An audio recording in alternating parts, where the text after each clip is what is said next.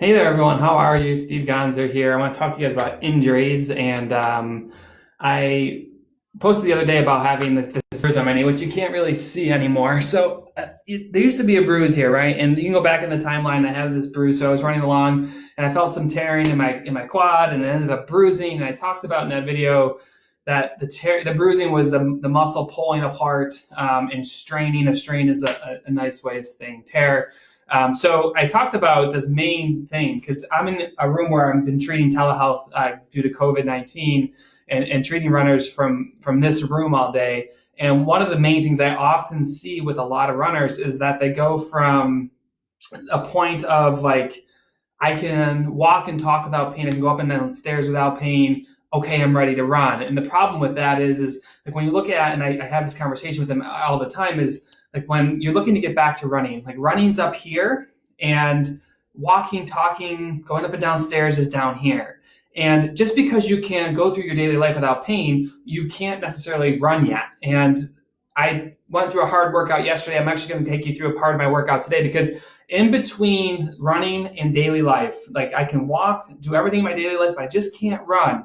You can't make that leap. What you need to do is you need to layer in some exercise. And what that does is it prevents things from flaring up. And if it does flare, we'll be able to calm it down before it's a major problem. If you go too far, too fast, too quickly, it just never gets a chance and it flares up and you're stuck. So I'm a true believer that all your running injuries can be better and pretty much almost gone in 2 weeks if you do the right things, but early identification is the main problem. So I want to take you through some of that load stuff that you can start to strain your injury to make sure it's ready to start running before you actually try. So I'm actually going to do a little workout here and take you through it. So a quick recap if you're joining me. I ended up getting a little tear in my quad. It bruised because of the bleeding underneath the surface. Now we're at a stage where I'm walking, talking, doing everything in my daily life without pain. So how do I go to that next level to get it back to normal? So I'm going to take you through a little series because we have to use it.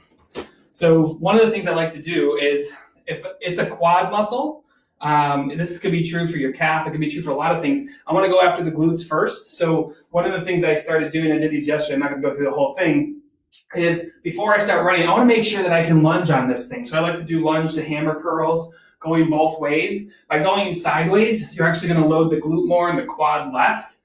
So I'll go here, right? This is a lot harder than my daily life activities. Is my quad good? Is my injury okay with the activity I'm giving it? If you can't do those without trouble, I can guarantee you're not going to be running without trouble. And what's going to end up happening is you're going to end up just re-aggravating it, re-tearing it. So some side lunges is a great way to do it. I also like to do forward lunges. I think bring up to a balance half the time, or most of the time to come back up. So imagine, wow, this exercise routine is the in-between between a running and not running. So at this point, you're walking, talking, going up and down stairs without pain. You're functional in your daily life. Now you need to start exercising. So let's say you can't do this. Like I get down here and my quad's like, yeah, I can't. It hurts. It hurts right in that spot. It reproduces your symptoms. You're not ready for that. So what I like to do next is have someone just go to double leg stuff where you can go squats, overhead presses. You can do step ups. You can't really see this step. But you can start just working on step ups from here and back down.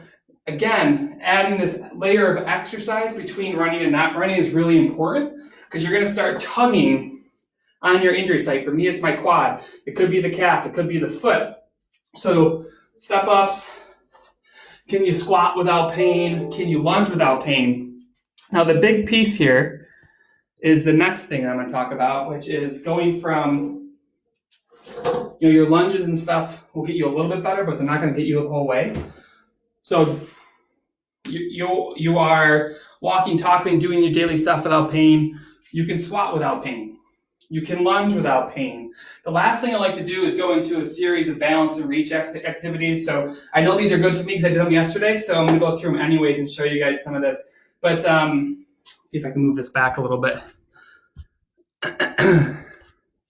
So I'll get one of my runners to just be balancing. Let's say if my right leg, it is the right leg that's hurt. And I'll start working on forward reaches, start working on side reaches, really loading that injury site back and forth. Doing speed skaters are a great way. Doing back reaches, back and out reaches. Really loading that injury is so important early in the injury cycle from not running to running again, right? You can't just go ahead and go for it.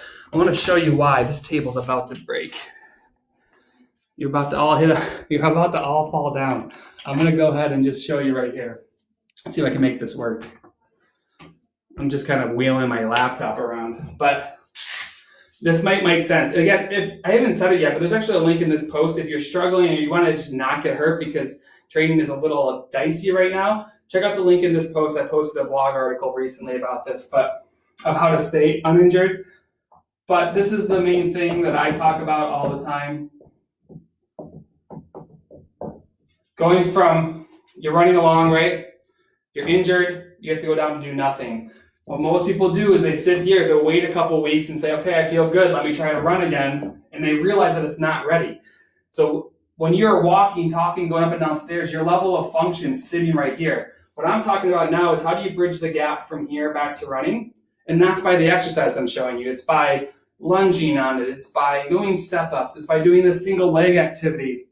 And right before we get back to this running, that's the sweet spot.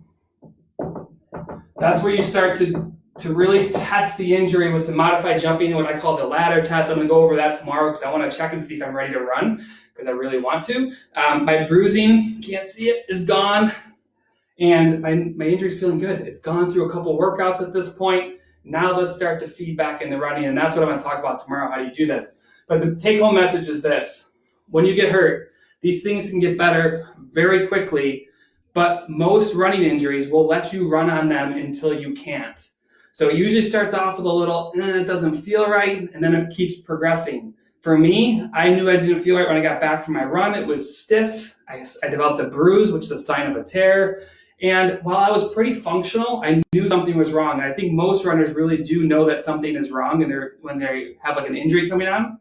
If you can identify that point, like something is wrong, if you can treat it from that point, I've more often than not see running injuries get better within 2 weeks. Trouble again is that when you run on them for, most people are like running themselves lower and lower, like, oh, I can't run today, or I ran today, it's 5 miles, I need a day to recover. And then it takes 2 days to recover. And then all of a sudden they're running twice a week and their running is getting less and less. They're just hanging on for dear life, like I just need to run.